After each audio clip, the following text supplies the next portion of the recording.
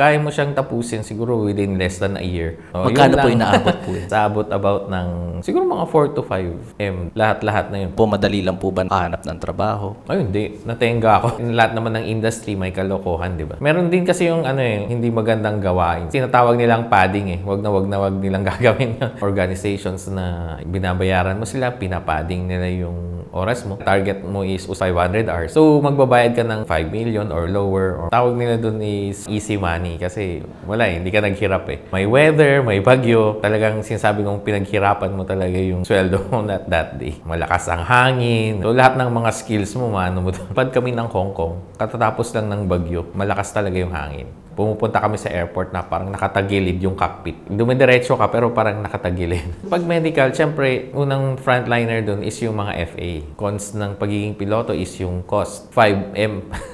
Walang guarantee din yun na magkakatrabaho ka. Although yung pay natin, mataas pa rin siya. On the lower 6-figure salary ka, di ba? Mga ilang percent po yung tax po? Ang alam ko 30% eh. Kaya mabigat. Lahat ng SSS mo, maximum, nandun ka sa pinakataas. Yung mga piloto daw po, babaero daw. Totoo po ba yung mga ganun? Basta may pera ka, di ba? Pogi ka na. Kahit pangit yung lalaki, basta mapera, may posisyon, di ba? Pumapogi. Mga piloto daw po, tsaka flight attendant, kadalasan yung nagiging... Diba? Kasi sila magkakasama eh. So parang ganun din sa airline. Ang paghahanap ng aming mga guest at pagbabahagi ng kanilang kwento ay nangangailangan ng maraming oras. Pero sa tulong nyo, makakadiscover kami ng mga iba't iba pang mga istorya ng ordinaryong Pilipino. Para sa mas magandang community experience, pwede kayo makipag-usap at magtanong ng kahit ano sa aming mga naging guests at manatiling anonymous sa Discord. I-click nyo lamang ang join button para maging isang exclusive member. Maraming salamat!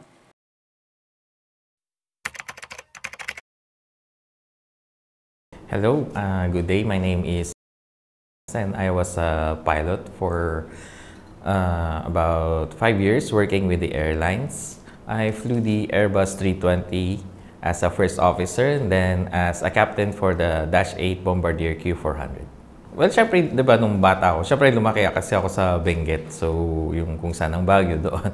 Syempre, nung bata ako, di ba, nung mga 80s, yung bahay kasi namin noon, laging dinadaanan ng aeroplano, helicopter. So, kitang-kita mo pa lang noon, bata pa ako. So, di ba? As, syempre, lahat ng bata, di ba?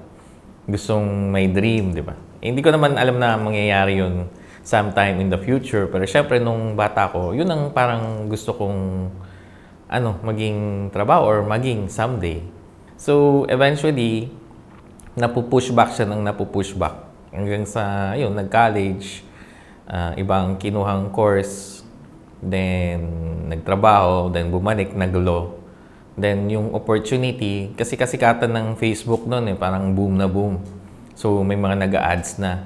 Doon ko yung nakita yung ad ng isang flying school sa Clark muna nung una. So nung nakita ko doon, tapos tinanong ko yung parents ko kung kaya nilang i-support.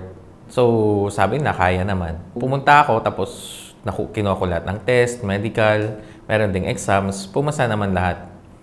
Unfortunately, since medyo mahal nga yung tuition fee, tapos konti lang yung mga students for that particular school, so nade-delay.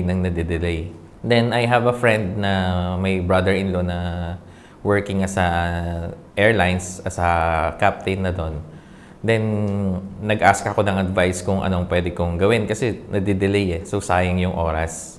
Kasi okay lang sana kung weeks or days. Umabot na siya ng months, parang 3 months, 4 months. So, sabi niya to take the regular route, yung PPL, CPL, ganon. So, ano po yun, sir, yung PPL and CPL? Yung private pilot license muna, kukunin mo. Tapos next, kukunin mo is commercial pilot license and so on and so forth.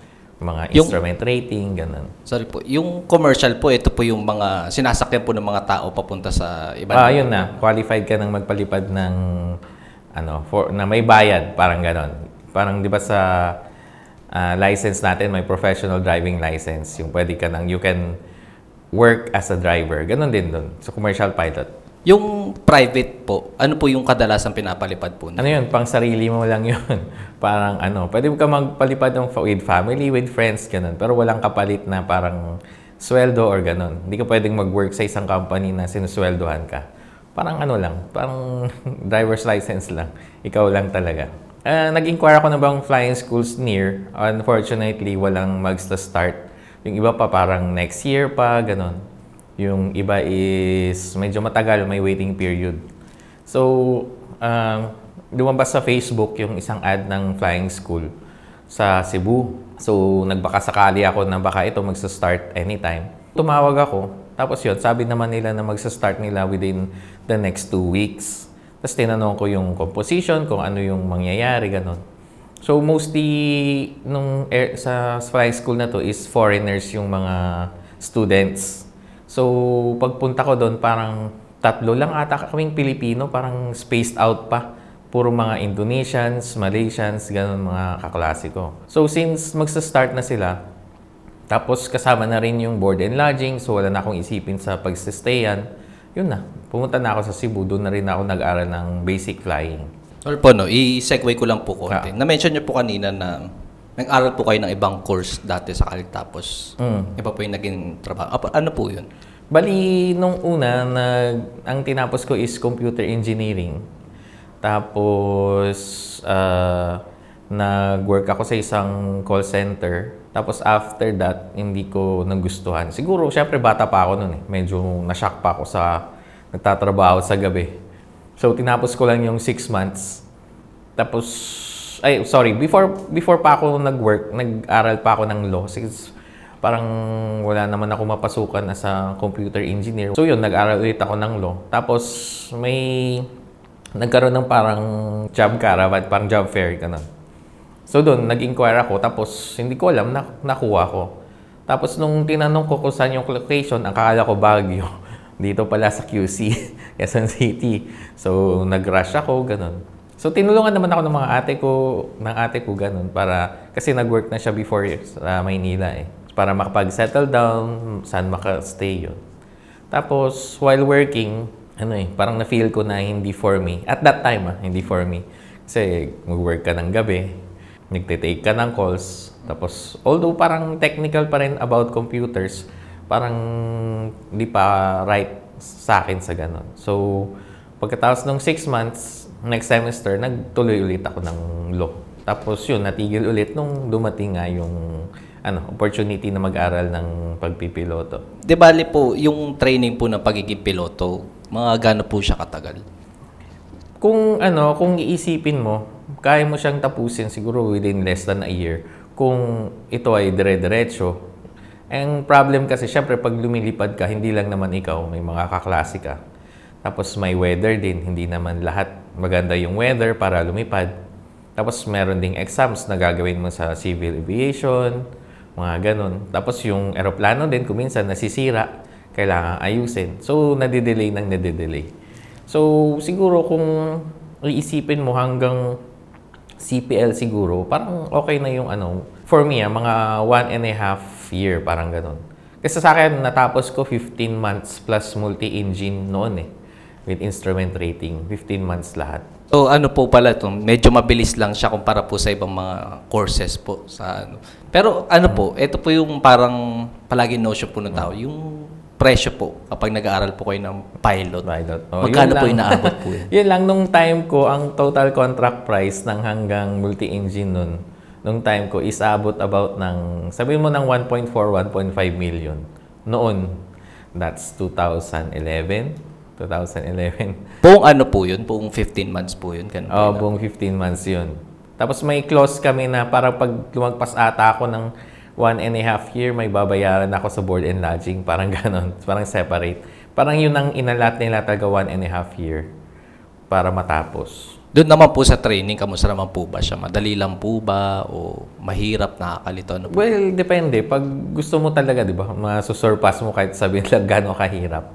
Yun lang kasi technically, katulad ng driving, technical kasi siya. Tapos, besides the technical, kailangan mo mag-aral ng theory, gano'n, katulad ng weather, mga ganyan.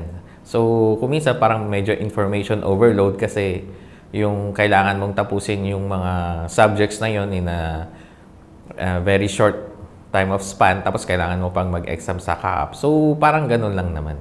Pero pag titingnan mo, hindi naman siya ganun kahirap. Kahit yung pagpapalipad, sa una lang naman talaga mahirap. Pero as as soon as you get to know more, experience more, hindi naman na siya ganun ka-hassle or something.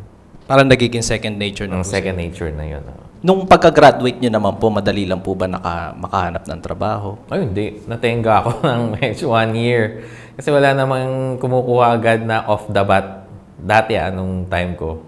Kasi very, sabihin nilang hilaw ka pa. Kasi 200 hours lang yung nalipad mo.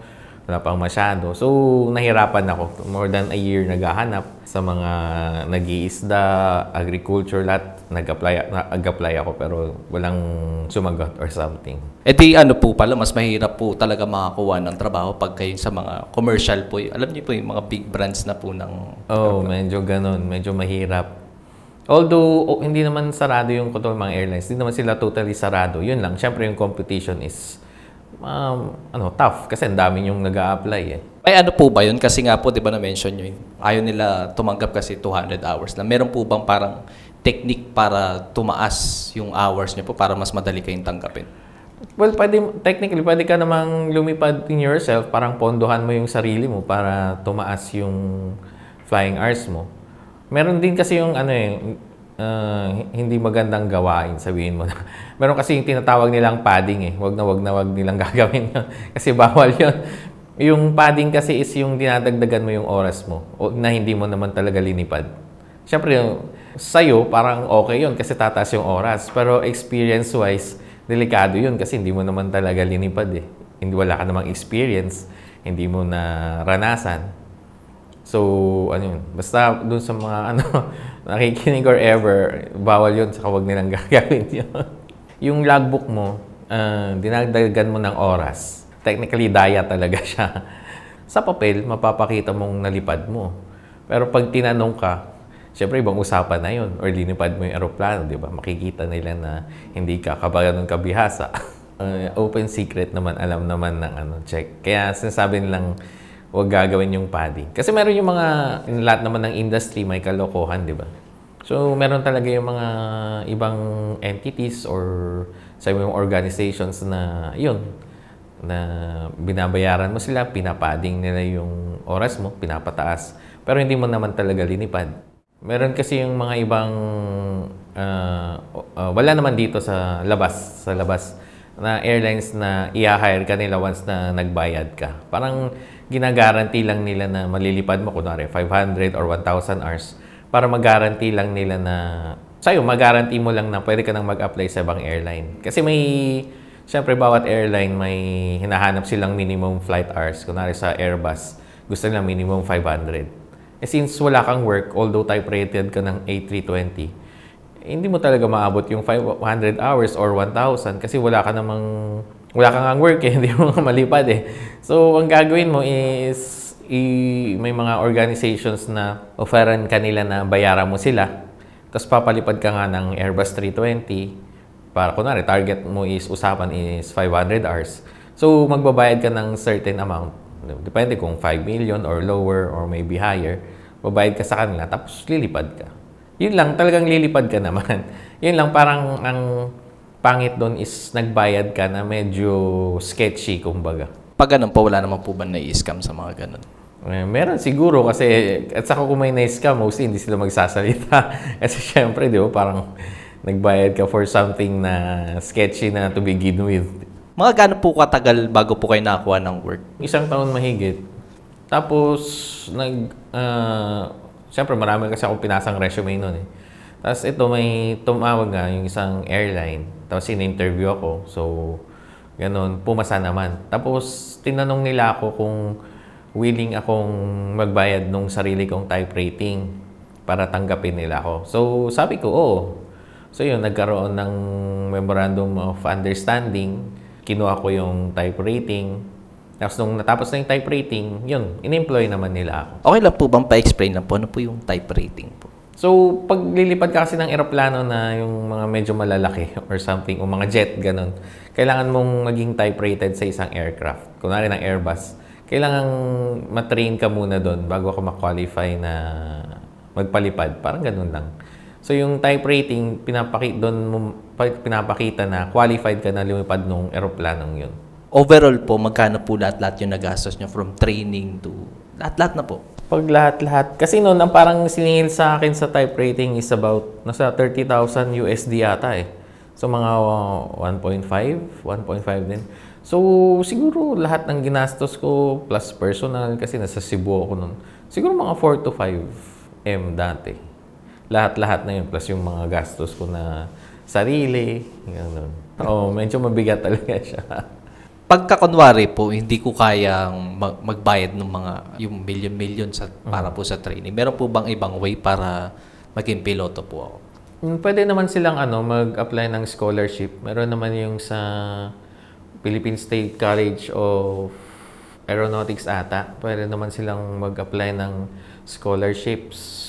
Tapos pwede rin silang yung usual route para libre talaga is mag-Air Force ka, military, PMA. Nung nakapasok na po kayo bilang isang piloto po, saan po yung mga usual na biyahe po ninyo? Local o international po ba siya? Nung pumasok ako noon, nung first officer ako noon, may international pero syempre Southeast Asia lang kasi yun lang yung mga ruta. Na-experience ko rin yung mga tourist na rinerentahan yung buong eroplano, ganun. Kasi pwedeng yung mga tawag nito, yung mga turista na or mga tourist organization something is yung mga group trip, yung mga itinerary ganon. So naranasan ko yung mga tourists from China na gustong pumunta ng Bali. So hindi lang isang eroplano yun, maraming trips parang na-organize. So yun ang una kong first na international flight, lumipad ng China, ganon. Sa mga hindi usual na mga airports, pero malalaking airports pa rin sa China. Yun yung mga first international flights ko. Tapos yan, yung Bali, tapos Singapore, Malaysia, Hong Kong, yun. Yun yung mga na-experience ko nung first officer ako nun sa 320. Sa isang buwan po, mga gano'ng karaming flights po yung ginagawa po ninyo yan? Depende pa sa need eh. Nung nagsimula ako, hindi naman masyado. Pero nung medyo tumagal na ako yan, medyo nearing mga 80 hours ng flight, 89, ganun. Kasi parang mga limit is about 100 hours a month eh. Eh di iba-iba po yung po ninyo, neto, tulog, yung gising, kasi yung oras po ba? Pero naman, sinisequence naman yun ng scheduling. Kasi mayroong rules naman doon may rules naman sa aviation na yung tamang crew rest, ganun. Hindi naman yung pwedeng hindi masunod. Kunwari, kailangan may rest ka ng 8 hours, gano'n. So, kailangan masunod yun. Ano po yung pinakamahabang flight po ninyo? Kasi sa akin kasi yung pinakamahabang flight ko lang one way is, yun, maximum is 4 hours na.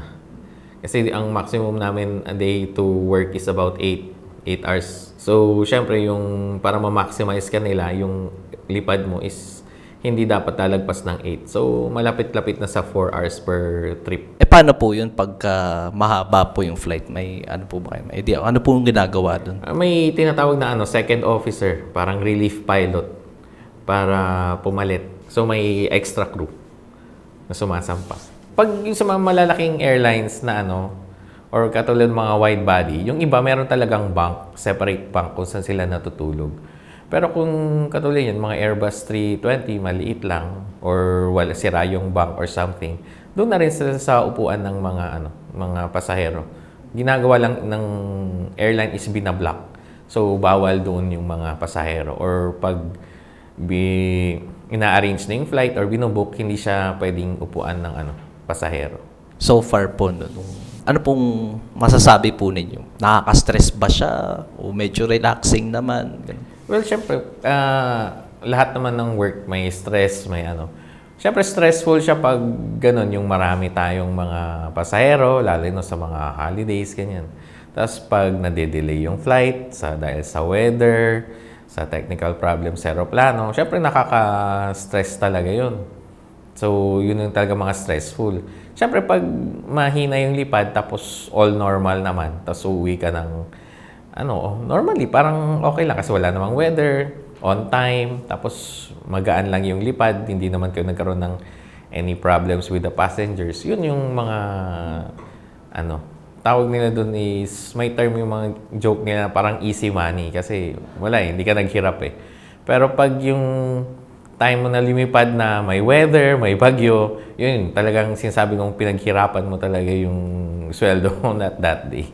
Yung po ba yung talagang pagpapawisan po kayo. Pag kayo, Talagang pagpapawisan ka nun kasi syempre lalanding ka, diba? Malakas ang hangin. Nun. So lahat ng mga skills mo, masusubukan ng skills mo ng piloto. Nabanggit po ninyo yung sa mga pasahero po, no? Meron po ba kayong ganong experience na yung parang merong makulit na pasahero na kailangan nyo pang paalisin na sa eroplano? May mga ganon po ba? Dito sa Pilipinas, wala pa naman akong or kahit sa flight namin. Although meron naman yung almost magiging disruptive, pero hindi naman pinaalis. Parang ganun. Hindi naman katulad siya nung sa mga nababalitaan sa ibang bansa na talagang inaakyat ng pulis, ganun. Fortunately, sa akin naman, wala pa naman. Ano po? Pagka-emergency po, ano pong protocol po pag ano? Tapos nasa area na po kayo. Kailangan po ba lumanding na agad or kailangan tapusin yung flight na rin? Hindi. Depende kasi sa emergency. Pag tinatawag nilang may sunog, ganun, may fire on board, kailangan mong i-landing talaga yung aeroplano. Meron naman yan. May protocol naman yun, may rules na sinusunod yung sa list of emergencies. Meron din namang hindi kailangan tapusin sa taas. Ganun. Paano po pag medical? Kunwari may mga anak na po sa board. Ano pong ginagawa pag ganun? Pag medical, syempre, ang unang frontliner doon is yung mga FA. Trained naman na yung mga FA. Alam na nila yung gagawin nila dyan. So, nandun yung maghahanap sila ng na kung sinong may doktor ba sa yun, mga normal na yun. Trained na yung mga FA doon.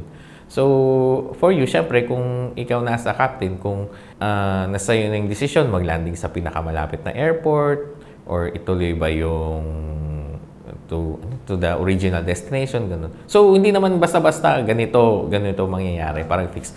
I-assess nyo pa yun.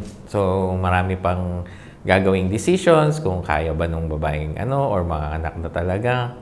May nag-assist ba, ganun, parang lahat i-consider yun. Hindi lang basta-basta, may mga anak landing na tayo. Hindi naman gano'n. So, ano po, no? Na-mention nyo rin po kanina yung weather, yung mga landing, yung mga ganun po. Meron po ba kayong, ano po yung masasabi nyo, pinaka-memorable moment or sabihin natin, stressful na moment po na nangyari po sa inyo habang nagpapalipad po? Yung sa yung may lumipad kami ng Hong Kong, katatapos lang ng bagyo. So, given na malakas talaga yung hangin. Yun siguro yung siguro the worst na experience ko sa weather. Kasi doon ko talaga nakita kung gaano kalakas yung hangin. Pumupunta kami sa airport na parang nakatagilid yung cockpit. Kasi pa landing ka eh. So, dumidiretso ka pero parang nakatagilid. Kasi sobrang lakas ng hangin, so maharap yung aeroplano. Yun lang yung talagang parang memorable na parang akala ko gagawin ko yung mga emergency na go around dahil sa weather o magkakaroon kami ng wind shear. Kasi yung naunang aeroplano sa amin, nagkaroon ng wind shear, so nag-go around siya. So, yun na yung ina-expect ko na mangyayari. Gagawin ako ng emergency. Pero fortunately, hindi naman. So, nakalanding naman kami ng maayos. Ganun. Pati yung kapitan ko na tahimik nung nakalanding kami, syempre, parang elated. Elated na talagang naglanding. Tapos yung mga pasahero, pumapalakpak. Medyo malakas yung palakpak kasi siguro nakita nilang gaano kalakas yung hangin. Ano po palang yung feeling nyo kapag, alam nyo po yun, successful yung flight? Meron po ba kayong nararamdaman na? Oo naman. Siyempre, parang, di ba, parang sa kahit anong trabaho, pag nakita mong na-excel mo, di ba? Parang, pag ganun kasi sa mga senaryo, parang napakita mo yung skill mo, parang ganun. So, siyempre, proud ka kasi ikaw yun eh, parang ganun. Tanong ko lang po para sa mga aspiring pilots po. Ano po ba yung masasabi niyong pros and cons po sa pagiging piloto? Well, mostly kasi marami kasing misconception sa pagiging piloto yung una eh. Pero syempre, unahin natin yung cons. Parang, hindi naman to discourage. Pero yun kasi yung mga unang tanong eh. Yung mahirap ba, ganun. Kung mahirap, hindi naman siya mahirap na parang din lang siyang any other course or parang kahit parang driving din na mag-aaral ka ng batas, ng rules, weather, ganun, about your equipment, ganun. Pag-aaralan mo talaga siya. Tapos, yun nga, hindi nga siya mura. Mahal ang pagpipiloto. Kahit nga yung mga second-hand na Cessna 152, 172, million ang hinaabot. Equipment pa lang yun. Mas mahal pa sa sasakyan, luma na, di ba? Imagine. So, yun yung mga isang cons ng pagiging piloto is yung cost. Tapos, yun yung Although meron na kasi tayong mga cadetship katulad ng Cebu na gagaranty. Almost guarantee kasi susubukan ka pa rin nila may mga tests pa rin na gagawin sa'yo, evaluation. Mahal siya, 5M. And so, hindi pa rin parang hindi siya affordable na talaga. So, mahal pa rin. Although, medyo magagaranty ka ng airline job after assessment, mabigat pa rin. So, yun lang naman talaga parang cons ng pagpipiloto is yung sa una. Yun ang mahirap. Kung hindi ka naman nag-cadetship, tinake mo yung regular route, yun din, mahirap din magkaroon ng work. Kasi kahit sa general aviation, maliit lang ang general aviation community ng Pilipinas. Hindi katulad ng mga ibang bansa. So, very few choices lang. Tapos yun, pag tinake mo yung route na ginagawa ngayon, mostly yung nagpapatype rating, which means kumuha ka ng rating para sa isang eroplano na para sa airline, kunwari, pa-type rating ka ng Airbus 320 or ATR. Yun, walang guarantee din yun na magkakatrabaho ka kahit may rating ka. Tapos mabigat pa nun, kunwari hindi ka nakuha, tapos gusto mong i-maintain yung pagkapiloto mo, yung rating. So, every year, nandun ka parang nagre-refresher ka, nag-skill test dun sa aeroplano. So, additional gastos pa yun. So, medyo mabigat-bigat pa rin yun habang walang work. Tapos, syempre, yung pros, pag naging piloto, syempre, although yung pay natin is hindi pa rin kasing taas ng sa ibang airlines, sa ibang countries, mataas pa rin siya compared sa ordinary na tao, di ba? Kahit medyo on the lower six-figure salary ka, di ba? Mataas pa rin yun. Depende kasi, pero ang mabibigay ko lang na is nasa six figures siya pag nasa airline. Sa airline nasa six figures yun. Pag nasa Gen Av yun, ang medyo talagang taghirap. Kasi depende kung may lipad ka or wala. Yun ang medyo masakit at masaklap. Monthly po yun, yung six figures po. Monthly yun. May tinatawag silang per sector or per hour na bayaran. So, may tinatawag na basic pay na ibibigay sa'yo. Tapos, yung productivity pay mo is based dun sa ilang oras na napalipad mo sa isang, sa isang buwan. Dun nagbe-base yung majority ng bayad ng isang pilot. Dito, yung sa naranasan ko. Kasi alam ko yung iba meron din silang sariling way. Pero yung sa naranasan ko is may tinatawag na yung basic pay at saka productivity pay. Basic pay, yun lang yung basic na mandated. Tapos productivity, yun yung bayad mo per hour na So, kung nakalipad ka ng 50 hours, di 50 hours lang multiply nung productivity pay mo, yun ang makukuha mo. Tapos yun, syempre yung chance mo to travel, although, depende sa tao yun kung gusto yung mag-travel or saan siya mapunta, sa wide body ba siya na aeroplano or sa narrow body, parang ganun. International or local. Mga yun lang naman yung nakikita ko doon. Masasabi niyo po bang worth it naman yung ginastos niyo po sa pag-aaral? Sa experience ko, sulit siya. Considering everything, kung wala akong masyadong ginagastos, siguro within a few years, bawi mo na yun. Yung mga ginastos mo lahat. Mga ilang percent po yung tax po? Ang alam ko, 30% Kasi nasa upper bracket na yun Nasa maximum ka na Kaya mabigat Kaya yung 6 figures mo pa rin, low 6 figures pa rin tinabo mo. Pero pag kukumputin mo, dapat mas malaki. Yung alam ko 20 to 30. Para alam ko 30 noon nung panahon namin. Kaya mabigat. Lahat ng SSS mo, maximum. Nandun ka sa pinakataas na scale. Pag-ibig, pag-ibig pa din naman yung 100, 200 lang. Pati yung PhilHealth. Although meron naman kaming ibang, may sarili naman kaming health card besides the PhilHealth. Punta po tayo sa mga misconceptions mo. Ito po yung palagi ko naririnig yung mga piloto daw po na lalaki, babaero daw. Totoo po ba yung mga ganun? Ewan ko. Sa akin parang lahat naman ng industry ganun, di ba? Basta may pera ka, di ba? Pogi ka na. Hindi naman di ba? Parang saka yung, hindi naman, meron kasi yung tinatawag na stature or standing sa buhay, di ba? Hindi naman siguro necessarily true na lahat ng mga piloto is babaero. Pero na-pin kasi yung notion kasi syempre, alam mo naman, mapera, di ba? Tapos prestigious yung trabaho, parang ganun. So, di ba, parang pag i-equate mo sa attractiveness, kahit pangit yung lalaki, basta mapera, may posisyon, di ba, pumapogi. So, siguro parang ganun din. Ganun din. Kahit, pero hindi lang sa pagkapiloto, syempre. Lahat naman across the board yan, di ba? So, yun lang siguro yung notion. Syempre, parang nai-instill sa kahit sinong mind, di ba? Basta pag nakita mong may piloto, sabi na, may pera to, di ba? Prestigious yung job na ito. So parang ganun. So, ikaw ka sa medyo, kahit di ka piloto, nandun ka dun sa upper echelon na ganun.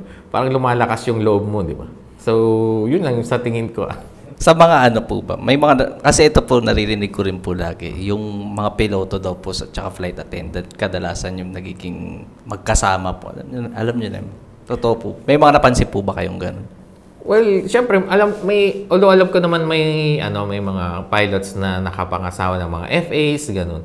Pero sa tingin ko, wala naman sigurong out of the ordinary. Kasi syempre, as any office job or trabaho or any BPO, basta nagkakaroon ng parang socialization is may mabubuo namang, di ba, magkakaroon ng parang magkaasawa, magbo-boyfriend, girlfriend, di ba? Mayroon ding magkakaroon na, syempre, hindi naman ginaglamorize, syempre cheating. Pero hindi naman concentrated or parang doon lang sa aviation or sa airline industry, di ba? Parang kahit saan naman, di ba? Katulad ng BPO, di ba? Na on-set na may cheating, di ba? Kasi sila magkakasama eh. So parang ganun din sa airline. Oh, sir, sorry, medyo intriga lang po. Kayo po ba, meron po kayo naging jowa na FA po? Wala. Siyempre wala. Wala. Kasi nung pumasok na ako, may asawa na ako nun. Well, hindi naman asawa. Less than a year, kinasal na ako. Less than a year. Nung 2 years pala, mga 2 years, kinasal na ako nung naging piloto. Pero outside, hindi siya FA or outside. Ano po pala, no? Yung kapag may flight po kayo sa ibang lugar, paano po yun? Yung company po ba yung nag-shoulder nung pag-i-stayan nyo, yung hotel po ninyo, ganun? Pag sa labas, kunwari, kahit sa training namin, yung magre-recurrent, ganun, company ang may sagot nun. Kunwari, may lipad kami ng Cebu, tapos mag-overnight stay kami doon. So, company na may sagot nun. Isa pa pong misconception, yung tungkol po sa mata po. Totoo po ba na kailangan malinaw dapat yung mata? Yung naman, kita nyo naman, di ba, may eyeglass ako. As long as meron naman yung mata mo is mako-correct sa 20/20, pwede naman siya. Acceptable naman siya. Yun lang yung sa ibang airlines, medyo stringent. Pero parang ganun din. Siguro mahigpit lang sila o some certain aspects. Pero okay naman yung may salamin or may contact lens as long as ma-correct nila to 20/20. May ano po ba? May mga misconceptions po kayong gustong i-clear up po? Siguro yung height. Maraming nagsasabi na pag bansot kay hindi ka pwedeng magpiloto. Makikita nyo naman ako, 5'4" lang ako eh. May shorter pa hata sa akin eh. Saka mayroon tayong mga female pilots na syempre shorter sa average height ng male. Piloto naman sila. Wala namang issue dun. Parang kasi masyado tayong na-obsess yung mga piloto na matatangkad, di ba, yung mga good old days. Pero ngayon naman, hindi naman sa gabal yung hindi ka masyadong matangkad. Parang ganun din yung rules sa FA, di ba? Sa ibang bansa, as long as yung kamay nung FA is maabot yung sa taas, pagbukas ng overhead cabin, tanggap naman sila. Meron po ba kayong masashare na parang secrets po sa loob ng industry na yan? Kasi nung nandun na ako, yung budget airline kasi namuntan ko. So, walang masyadong perks. Although yung mga kwento ng kapitan ko doon, maraming perks dati, yung mga piloto. Pero nung pagdating ko kasi doon is, syempre streamlined na eh. Siguro yung siguro yung pet peeve lang siguro ng mostly ng piloto. Lalo na sa budget airline kasi yung privilege ng free ticket. Siguro sa lahat, mostly, pag magkakaroon sila ng bagong kakilala, hindi nawawala yung topic na yun. Yung laging magtatanong ng libreng ticket. Laging yun, hindi mawawala yun. So parang syempre, pag ikaw, halos lahat na nakilala mo, magtatanong lahat ng ticket, medyo start ka nang mainis. Pag una siguro, mga lang, okay lang. Pero habang tumatagal kasi parang nakakairita na siya. Hindi siya nawawala sa conversation. Kahit ako ngayon, wala na nga ako sa airline or kahit noon na pag pinapakilala ng gano'n, nag-work ako sa gano'n. Lagi nang tinatanong yun, walang paltos. Ayun po, no. Kailan po kayo, tumigil po kayo magpiloto po, no? Tumigil ako noong 2017. Bakit po, sir? Bali, nagkaroon kami ng family emergency, so napilitan akong mag-resign. So, yun. So, noong 2017, nag-resign na ako. Ngayon po ba bumabalik po kayo or wala pa rin po kayo? Nagtatry akong bumalik kung papala rin. Pero habang wala pa yun, nag-work pa rin nga ako sa BPO ngayon. Medyo nire-regret niyo po ba na tumigil po kayo mag-pilot? Oo naman. Nagre-regret. Hindi naman to the point na parang nagwawala. Pero syempre nagre-regret na parang sayang yung time. Lalo na kung makikita mo yung mga kaibigan mo na nagkakaroon ng 10,000 hour milestone, ganun. Tapos ikaw stuck pa rin, ganun pa rin yung oras mo doon sa logbook. Parang, parang nanghihinayang ka lang. Tapos, syempre, nag-continue sila na mag-grow. Syempre, nagkapitan na sila to bigger aircrafts, mga ganun. Nagkakaroon na ng management position. Parang, pag inisip mo, parang what could have happened kung hindi ka tumigil. Kung tinuloy mo din, siguro, nandun ka na rin sa position na magkakaroon ka ng mga milestone sa flight hours. Siguro may position ka na rin as an administrator, mga parang ganun. May rason po ba kaya kung bakit medyo natatagal lang po makabalik sa pagiging piloto? Well, obviously, matagal na akong di lumipad. So, about 8 years na. Although, nagkaroon ako ng recurrent last year, tapos take na naman ako this year para maging current dun sa equipment type na yun, nahihirapan. Kasi marami na rin mga bagong piloto na bata, younger.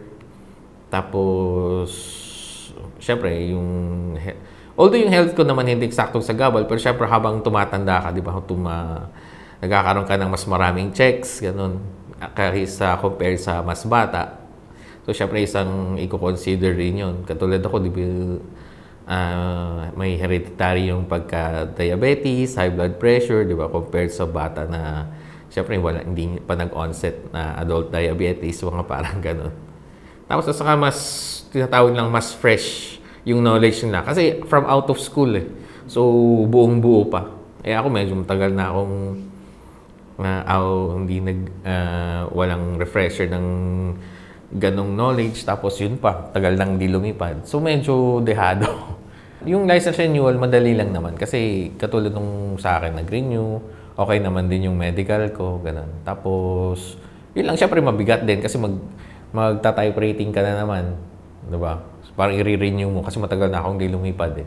Ever since po ba 2017 is nag-BPO na po kayo? Nung nag-resign ako, kasi nga family emergency, so nag-take over ako nung family business. So, ayun. Actually, before mag-pandemic, medyo nag-lie low na lahat, parang okay na. Nagplano na akong babalik. So, yung isang airline, nakausap ko na okay naman, kailangan ko lang maging parang current. Hindi naman kailangan yung usual type na aeroplano. Kahit na babalik ulit ako sa CPL, okay lang daw. Ang problema, nung dapat mag-aaral ulit ako para sa maging current lang, nangyari na yung pandemic. So, syempre, freeze hiring, tanggalan pa.